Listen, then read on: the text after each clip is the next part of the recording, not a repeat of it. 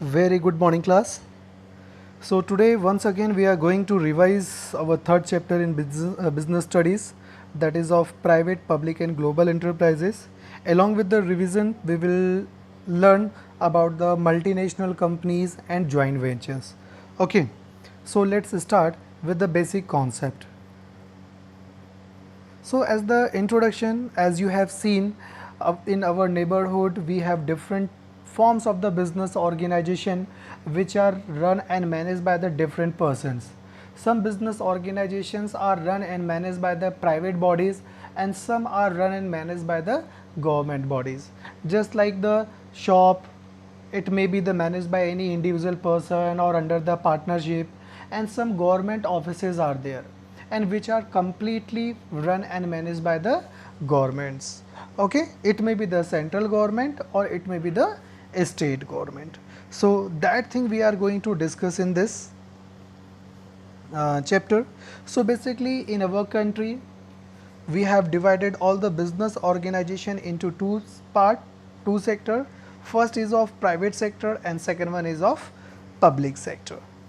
Okay, so the private sector consists of business owned by the individuals or a group of individuals.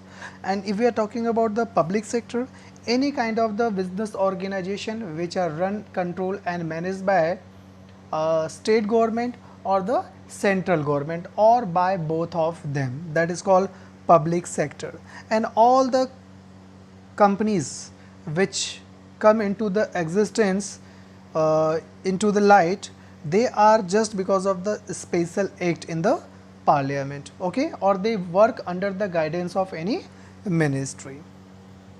So here we have the very important thing. Once when you will discuss over the Indian economy, who plays very important role or who has major contribution in the GDP. So Indian economy basically depends on the private sector as well as the public sector. As we have already discussed in the private sector about the sole proprietorship, joint Hindu family business, partnership business, multinational corporation or the companies, that we have already discussed. Along with the private sectors, here we have public sector, and in this chapter we are going to discuss about the public sectors. First we have departmental undertakings, government companies and statutory corporations. Okay, so first we have departmental undertakings. Any form of business organization or any kind of the organization which works under the particular ministry, under the government, they are called departmental undertakings. As we know, in our country, railway comes under the railway ministry. They have different departments, and post and telegraph department, they have their own ministry. Okay, post and telegram ministry. So all these forms of the business organizations are controlled and managed by a specific ministries. That's why they are called departmental undertaking.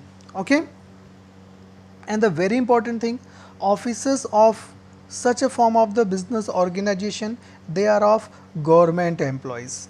Okay, we have some features of departmental undertakings under the public enterprises.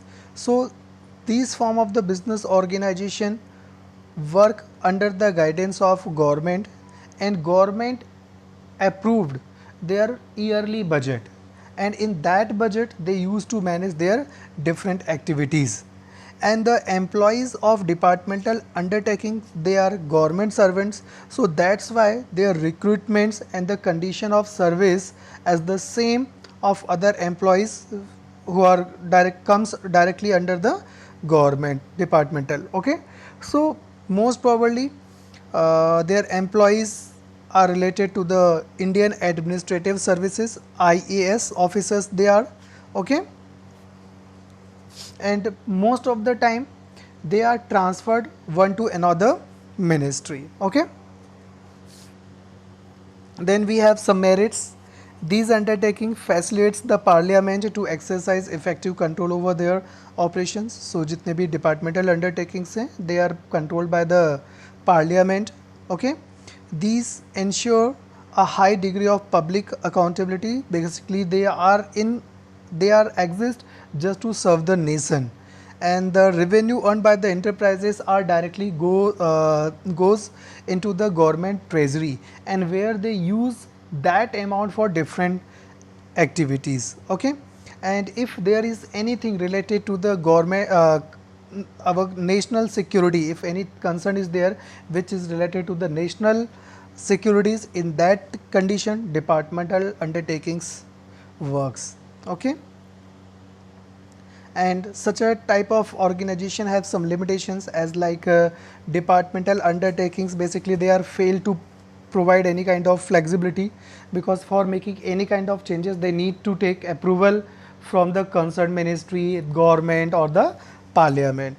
So flexibility is not possible in such a form of the business organization. The employees or head of the departments of such undertaking are not allowed to take independent decision. They can't take any kind of the decision. Okay, as we have discussed, they are totally depend on the government, and there are a lot of political interfere in such a form of the business organization, because such a form of the business organizations are totally controlled by the government. Then next we have statutory corporations. Basically these are the corporations which comes into the existence by the special act of the parliament.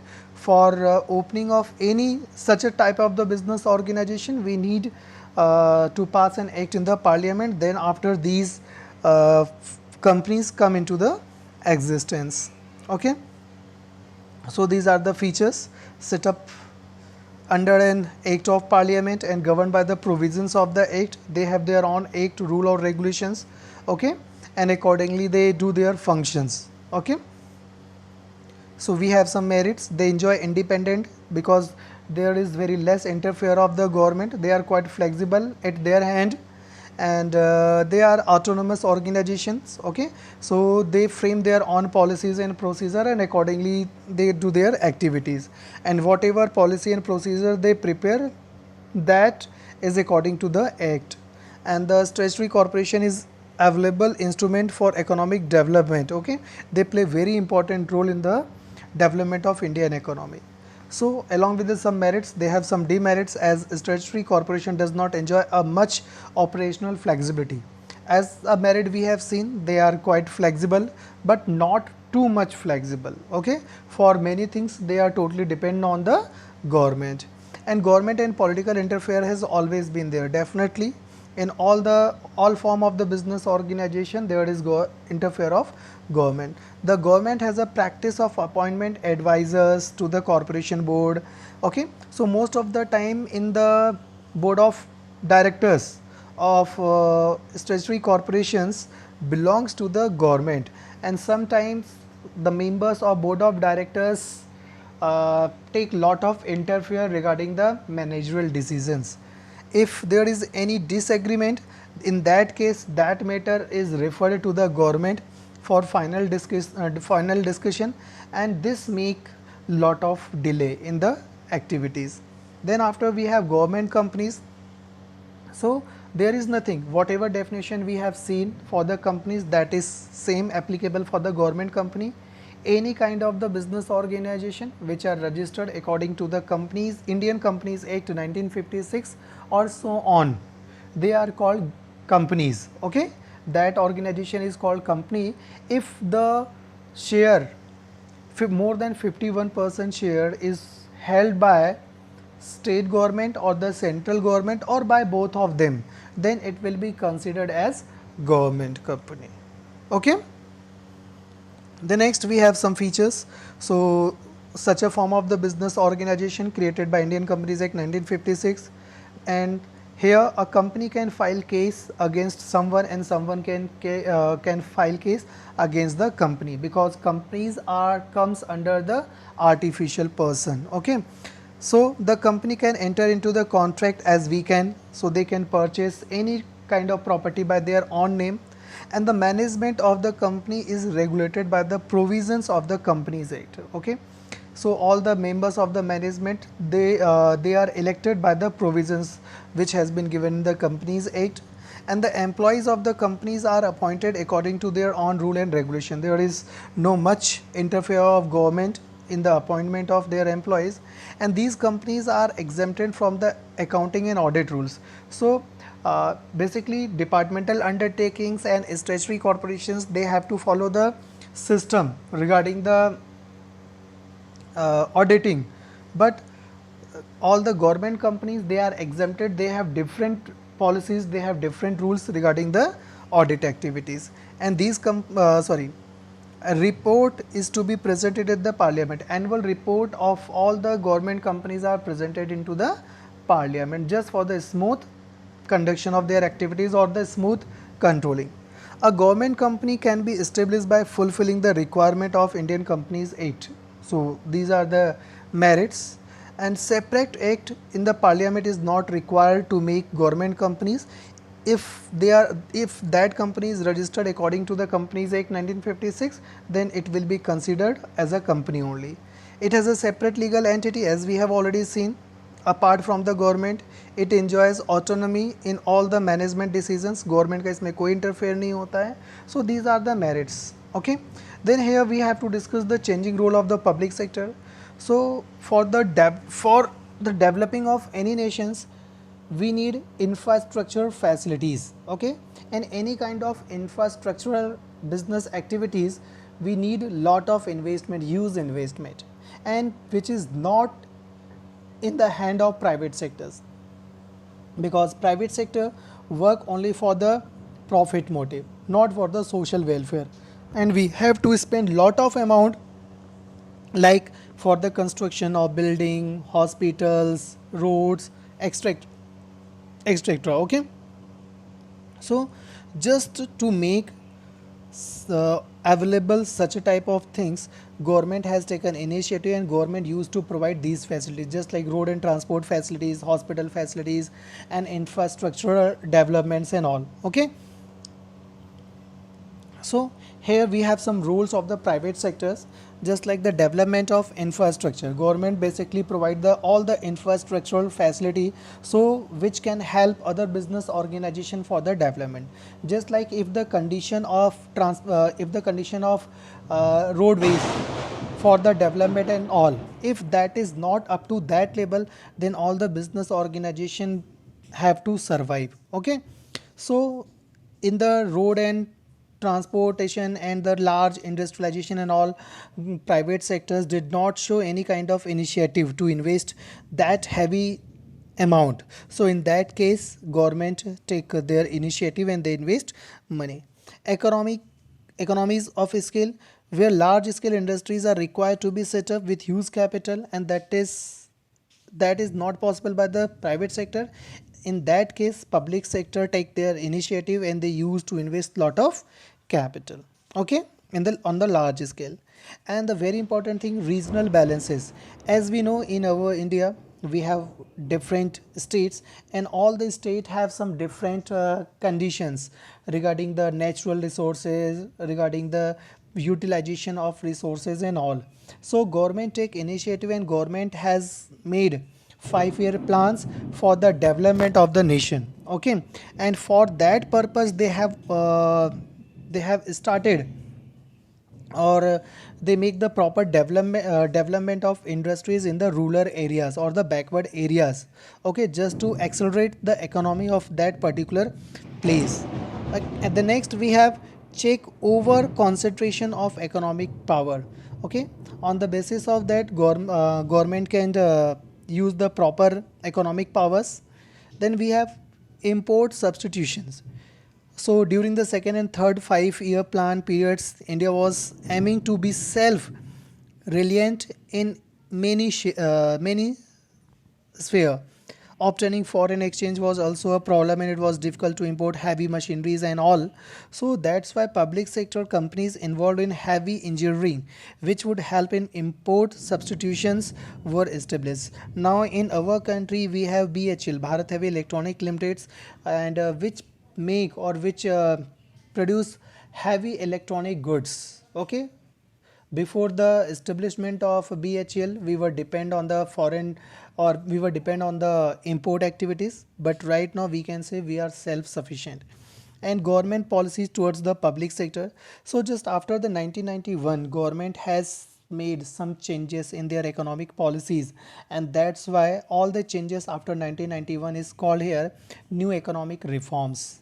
Okay, so in the new economic reforms, lot of changes were there. First of, and the very important thing, government has decided to revive the potential viable of the PSUs, public sector units. Okay, all the public sector units, they are sick or they are not giving proper outputs of the production. In that case, that business organization should be closed or the shut down. So it was the suggestions which has been given by the governments, and they work on that. And after that, we have next, that is of global enterprises. Okay, global enterprises, any, that is also known as multinational companies or multinational corporations. Okay, all the business, any kind of the company who has their branches in many, in different countries, different nations, they are called MNCs or the multinational companies. So let's discuss the meaning part. Global enterprises are huge industrial organization which extended their industrial and marketing operations through a network of their branches in several countries. Their branches are also called majority owned foreign affiliates, that is in short MOFA. These enterprises operate a several areas producing multiple products with their business strategy extending over a number of countries. So global enterprises or the multinational company, all the companies or the organizations which use to sell their products in more than one nation, they are called multinational companies. Okay, so here we have some features of multinational companies. So can you tell me the names of some multinational companies, just like Reliance, McDonald, okay, Coca Cola, Suzuki, Maruti, Swift.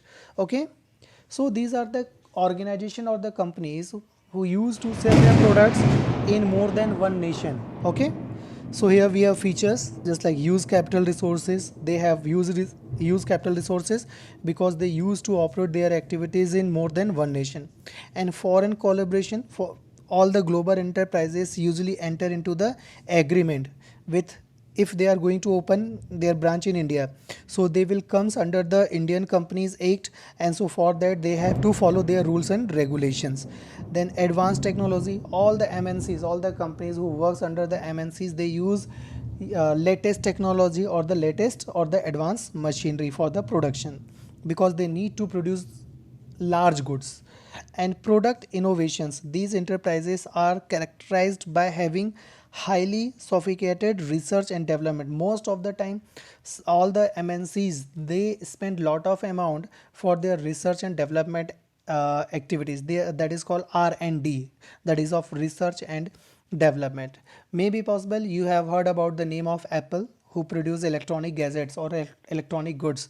So basically Apple company use lot of amount for their R&D department, that is research and development department. That's why they are most probably first in the market of electronic gadgets. The next, marketing strategy, most probably all the MNCs, they use cutthroat competitions or they provide aggressive marketing strategy. Okay, because the main motive of MNC in the MNCs just to sell our products by any way. And expansion of market, their operation and activities extend beyond the physical boundary of their own countries, because they do not supply goods only in their country. They used to sell goods in the foreign countries or the different countries, but they have centralized control. Okay,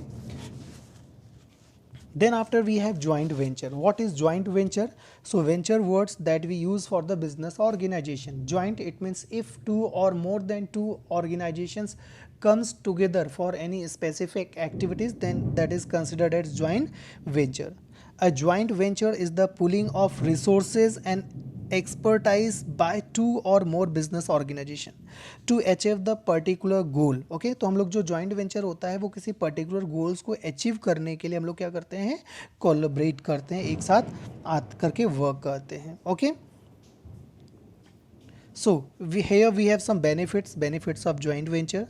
So in the joint venture we can increase the resources and capacity. Just like in India, for we have in car segment we were Maruti, okay, and one more company is there named Suzuki, which belongs to the Japan. So Maruti has resources and all, but they were not expert in the technology.